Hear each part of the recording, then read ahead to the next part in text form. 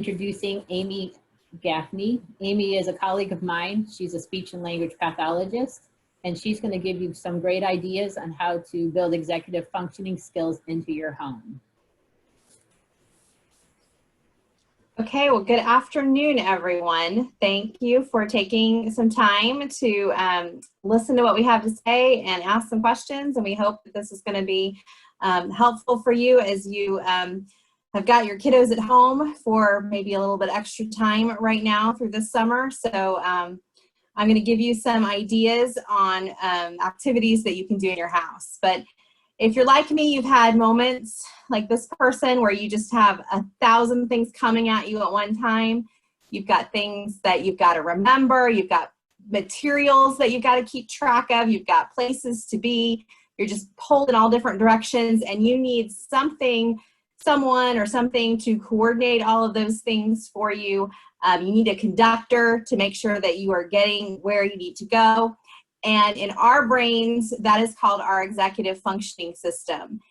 And it's made up of a lot of different skills that make up the executive functioning skills. But those are the ones that kind of help us to manage everything that is going on right now, to process all the information and accomplish the things that we need to get done. So for me, there were so many different skills involved, and I wanted to think of a way to remember things. So for me, I made up the acronym FRAMES, and each letter stands for a group of skills that make up executive functioning. So the first is F is for focus. That would include focusing, sustaining, and shifting your attention. R is for regulating our emotions. Because obviously if you've got all these things that are going on, that can really frustrate you. So that's why we not only have to worry about what we're focusing on, but how are we maintaining our emotions? Because as we maintain our emotions, we'll be able to focus better. The A represents activate. So that's organizing, prioritizing, planning, starting an activity, getting something accomplished. The M is for memory, using working memory and accessing and recall, because we have to hold these things that we have to do, this information that we need, we have to hold it in our mind, and then we need to maybe go to a different location, or we need to find that piece of paper, and then we need to apply it. So we've got to recall what we were told an hour ago, or something that we wanted to remember, and now we have to use it. So that's where the memory comes in. E is for effort. So we have to regulate our alertness, sustain our effort, and processing speed is also involved in that, because all of these tasks that we want to accomplish take effort, mental effort, physical effort to get things done. And then finally, self-monitoring. How are we doing? Are we getting our work done? Are we self-directing our actions, or is someone constantly needing to tell us what to do? So all of those skills, focus, regulating emotions, activation, memory, effort, and self-monitoring, all make up FRAMES, which are our executive functioning skills. So as I said, executive functioning skills help us to make plans, follow through with our plans by recognizing and making adjustments as needed. Not everything works out, and we have to quickly make adjustments without getting too frustrated. And then ultimately, we want to achieve our goals. Many children will need direct instruction, supports, and lots of practice and reinforcement to develop their executive functioning skills. And they'll need to learn strategies that will help them be successful throughout their life. Some of these skills will develop over time. And that's a natural process of young children developing their executive functioning skills. And actually, your executive functioning skills develop well into your 20s. I think it's around 25 or so when you really maybe are at your peak with your executive functioning skills. But there are some skills based on different people's neurology that they may or may not ever fully develop that skill, but there are certainly lots of strategies that we can put into place that will help them be successful through life. So what can we do at home while we're at home with our kids to help them develop and practice executive functioning skills? So first of all, be visual. Use sticky notes. That's one of my favorite things. I just made a sticky note. If you can see it right here, I have these pads everywhere I go. Reminders. If it's not written on a sticky note somewhere on my desk, then I probably will forget about it. You can put them anywhere. They can be moved around, which is great. You can put some of them up high, some of them down low, depending on how tall your person is. You can have different colors of sticky notes. Maybe mom gets the pink ones and Sally gets the blue ones. Sticky notes are just great to use. You can draw pictures on them. You can write words on them. So I encourage everyone to make sure they have plenty of sticky notes in their house. Highlighters are also great. Highlighting, color coding things is very helpful. You can draw a person's attention to something. So I know right now it can just be kind of crazy with where's everybody supposed to be, what's everybody's schedule at home. So you could maybe have your different appointments. Doctor's appointments could be highlighted one color. You could have, kids' practices be highlighted a different color. Kids can start to look at, oh, when do I go to piano lessons? Or when do I have to go to the eye doctor? Or when do I do this? You can give them a special color and they can look on the calendar and see, okay, these are my appointments because they are in my special color. So highlighting is great to draw your attention and help you focus on what you need to find for your information. And then also there's lots of visual supports. Given the short amount of time, I don't have time to share everything with you, but I wanted you to know that IRCA, Indiana Resource Center for Autism, has on our website a bunch of visual supports, and they are now being put into Word documents where you can download them onto your computer, modify them to fit your needs and your child's needs, and then you're welcome to print those off. And we will continually add to that catalog of visuals. So check out our website and hopefully there'll be some information there that can help. Okay, so if you're like my family, cleaning up can put people, moms, dads, and children into overload. It is overwhelming. Where do we put the toys? Where did the toys come from? Sometimes it's when we walk into the playroom, where do I find something? So I encourage everyone to use labels. Label as much as you can. So here's just some examples of labels can be written and just a piece of paper is taped to a box. You can get Google Images if your kids aren't reading yet. They might recognize the pictures and the labels. So putting those on things, you can just print them off on your computer, put them on the boxes so they know where the toys go. So anytime I get asked the question, well, where is such and such toy? First, we need to walk into the playroom and you need to scan. You need to have, that's a good skill to practice. Look around the room. Where do you think that, whatever you're looking for, where do you think that little basketball would be? And so if we look around our playroom, are we going to look over in the kitchen area where there's some play food? Are we going to look in the Play-Doh box? Or maybe we'll look at that green box down here that has a basketball on it, because maybe that's where we keep all of our little play balls that are in the house. So working on the scanning skill and focusing on what they need to find can be really helpful. And it takes a few extra minutes. And some kids do not want to take that extra minute or two to scan the room, but it's a really important skill for them. And then likewise, when it's time to clean up, sometimes we just will put everything in the middle of the room, like in a basket or something, and then you go and you pick up one item at a time. There's so many, there's so much going on around you that it becomes overwhelming. And kids have, like that picture, there's so many toys or activities or people running over and something else is going on and I smell the food cooking in the kitchen. How can I concentrate on cleaning up my toys? So I need to stop, pick one thing up at a time in my hand, and then look around the room. Where would I put it? Where would I put that Barbie doll? Where would I put that Toy Story toy? And then I can have a box to put it in. So that is one of my recommendations for how we can practice some of those good executive functioning skills and also maybe get some of those toys cleaned up. Another thing that you can do at home is offer choices. Choices are great because they let the person choose the order that they want to get things done in. So it kind of helps kids to start to learn, like, okay, for me, when I make my plan, is it going to be better to do something easy first and then do the harder stuff later? Do I want to do something that takes a short amount of time first and then something that takes a longer time later? Or how do I want to make my plan? So it helps kids start to develop a way to figure out how are they going to prioritize? What are they going to do first? Maybe you have to leave in 15 minutes and you say, okay, which one of these things do you think you could do in 15 minutes? And see if they choose the right activity that you would recommend. So some ideas are, you can actually add in some special interests for kids. So give them choices by putting them in folders. This little girl really liked Moana. So each folder had a Moana character on it. And it might just have a paper that says what she needs to do. It might have a little package of puzzles that says, go and do this puzzle.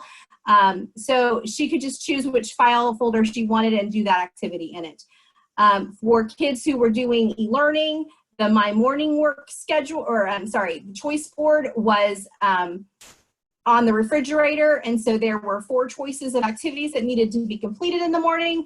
But it was up to the child to say, okay, I'm going to do my 20 minutes of math now. I want to do writing first today. They would just put a magnet on whichever one they chose. And they could see when they were all done because they had all the pictures covered up with their magnets. The bottom 2, another thing when we're home a lot more, we start to snack a lot. So sometimes we don't remember how many snacks we've had. This has been an issue for adults and children. So this is a simple system where you have 3 cards for 3 snacks. And then every time you take a snack, you take a card off. So it gives you a choice of when you want to have the snack. Sometimes you could even write on them like a type of snack, like a fruit or a vegetable or whatever your choice is. And then when your 3 cards are gone, you've had all your choices, or you've had all the snacks for the day. So that's another way to kind of limit things, to structure it, to help them remember, but it also is giving kids the freedom to choose when they want to do something. Schedules are another great way to work on executive functioning skills, to help us make sure that we have organized our day properly. It tells you the order of events that will happen. Let kids help set their schedules. At first, maybe parents need to start doing them to model, okay, this is what our schedule is going to be. This is how we set it up.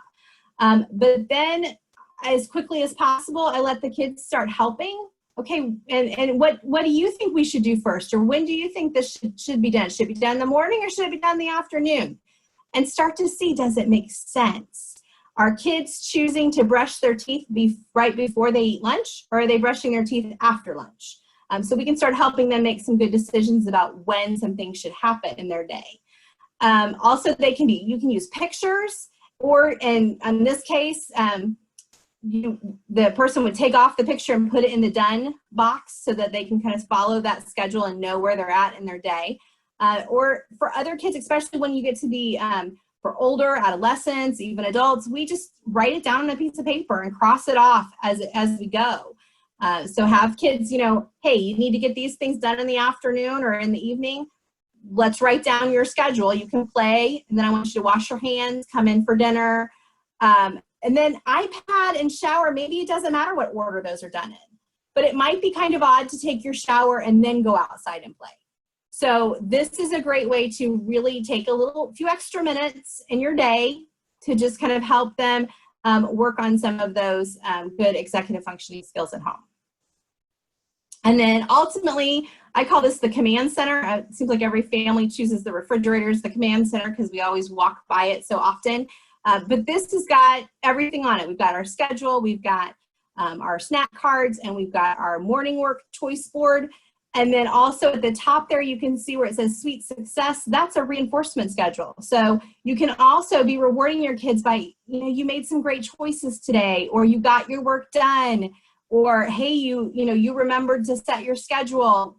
Whatever it is that you want to reinforce, we know that the more something is reinforced, the more a skill is reinforced, the more likely the kid will do that skill.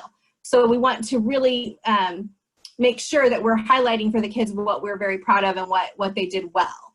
So whatever works for your child for reinforcement, just make sure that's a part of your plan. And then there's structured tasks. So this is an example. You want to get laundry done, you might want to lay out some different options for sorting socks. And in this case, the simplest one is at the top, where it's just 2 socks, but very different. They want to match them, and then they put them in the all done box. And then eventually, as the kids get stronger with their abilities to match and understand the concepts, then we kind of move down the page. You can see in the middle, there's one sock on each container, and then they just have to find the ones that go together. And then ultimately, the easiest thing for us as parents would be just to give our kids a box of socks and have them start matching them and put them away. But all of these structured tasks are just simply taking the chaos of all the materials that are around them, and it's giving them some order and helping kids to be able to complete tasks more efficiently so they can build some success with that. They can also, it helps them learn how to organize, because us as adults, we all have an organizational system. It might be different for everybody, but we somehow have to organize our papers. Probably when you do laundry, you organize your laundry in some way. We want kids to start developing those systems, but some kids have more difficulty than others doing that. So if we can add structure ourselves, then maybe as they are getting older, the goal is that they will start thinking about how they can organize materials better for what works for them. Maybe they know they need to have those socks sorted out differently. This Lego example is actually on our Facebook page, and you can download this page of Lego activities. So look at our Facebook page for more ideas like this. And then here's one for getting chores done. A work system is simply a to-do list. It's a fancy term that we use for to-do list. So again, use your sticky note, writing it down, making that to-do list, crossing it off is really important. And the other really important thing that I find is, again, that reinforcement at the end. I get my iPad, so I might be more apt to get those sheets taken off my bed and get the trash taken out a little quicker if I want to get to my iPad. And then over on the other side with the picture, they put the sheets in a basket. They've got some pledge in the basket to do some dusting. And then once you get those tasks done, then you can have your Diet Coke and relax. So it's just setting up a way that kids can clearly see what they need to get done. And it hopefully will move them forward so they can activate sooner. They can put more effort into it by materials are laid out. They're not searching for what they need to do next. Keeps them a little bit more focused on, okay, I got to go back to that basket. I know where that basket is. That's got my work in it.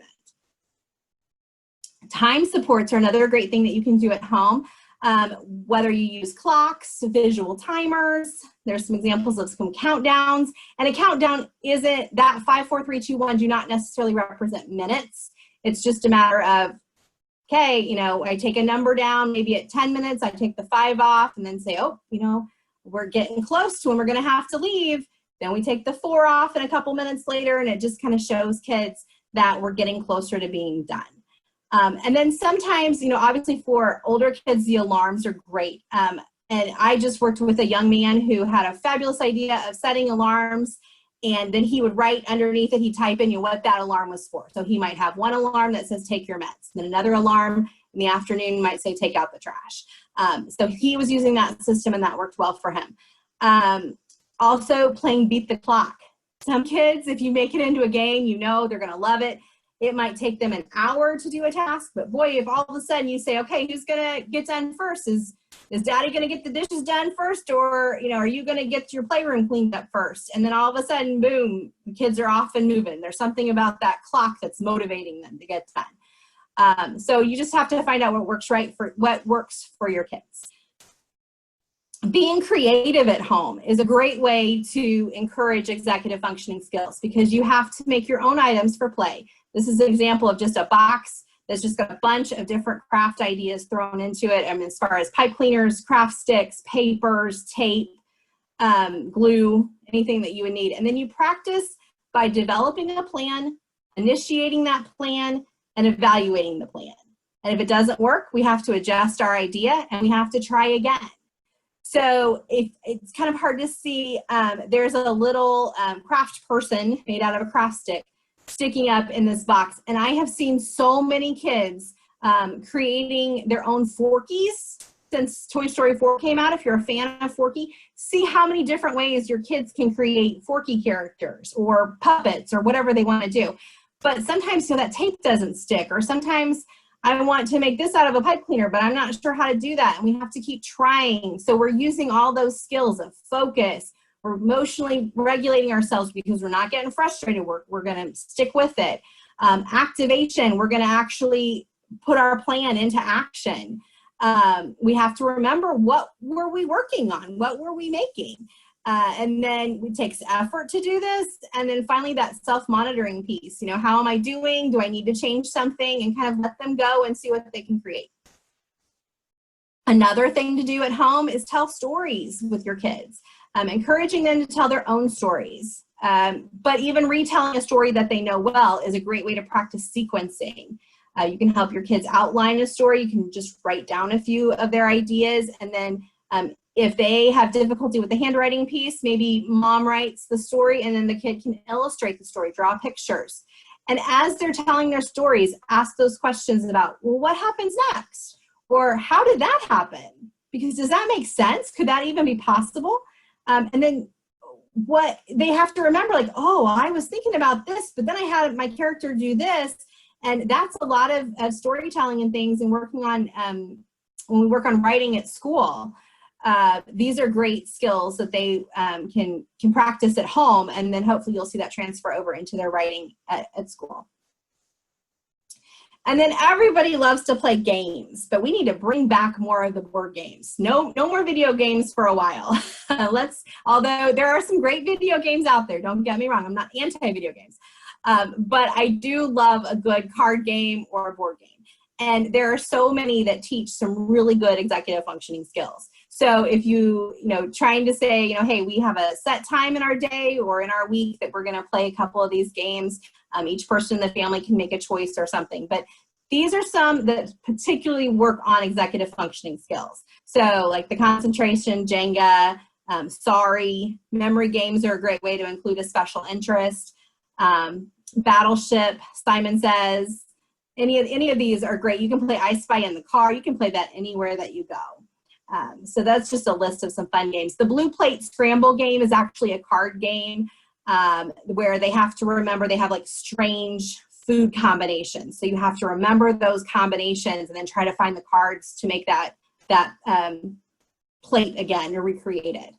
So there's some unique and fun ways to play some games to work on your skills. And then making plans. Have your kids help you make a plan for dinner. That doesn't just include what should we have for dinner. It's, well, what ingredients do we need? Do we need to make a grocery list because we want to plan ahead for a couple of days for what we're going to have for dinner? Planning a birthday party.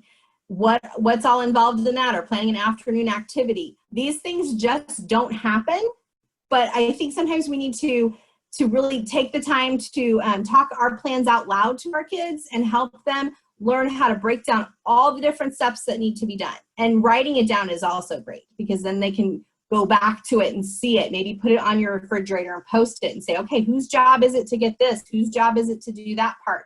And really help them to make these more complex plans, because ultimately in school we have to, we have big projects and we have to chunk our projects into smaller parts to get them done. Well, how would we chunk apart, planning all the different steps to doing the birthday party and those kinds of things. So just making plans for whatever activity it is that you're going to do at your house is still a great learning opportunity for your kids.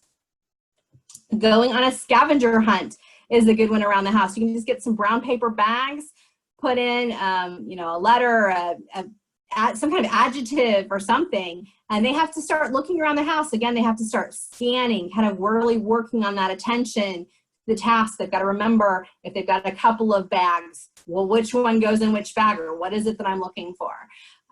So that can be a fun activity for kids. Singing and dancing is a great way to work on working memory or working on memory skills in general. And it helps kids learn. They get more involved in things. They might help them remember their routines a little bit better. So if you've got young kids, who doesn't know the Daniel Tiger song, when you feel so mad that you're going to roar, take a deep breath and count to 4. We've been singing that at our house for, I think, about 5 years now. But that is helpful for emotional regulation. When you have to go potty, stop and go right away. Flush and wash and be on your way. I mean, that gives you the steps of how to do the potty routine. And then I'm probably showing my age some, but for Schoolhouse Rock, conjunction, junction, what's your function? And I'm just a Bill. Yes, I'm only a Bill, sitting here on Capitol Hill. We all remember that. I mean, I can remember that now 20, 30, 40 years later. We're still singing the Schoolhouse Rock songs. So think about what kinds of songs might be meaningful for your kids, and then start making up your own. Maybe you've got a routine at home that you can just create your own song to. And then having a dance party, getting them moving as they're cleaning up will actually sometimes help kids focus more. Talking about emotional regulation, this is a great book for younger kids called When My Worries Get Too Big by Carrie Dunn-Baron. Just kind of giving them some ideas about ways that they can relax when they're getting nervous and with anxiety. And I think we are going to see lots and lots more anxiety as school starts approaching in the fall.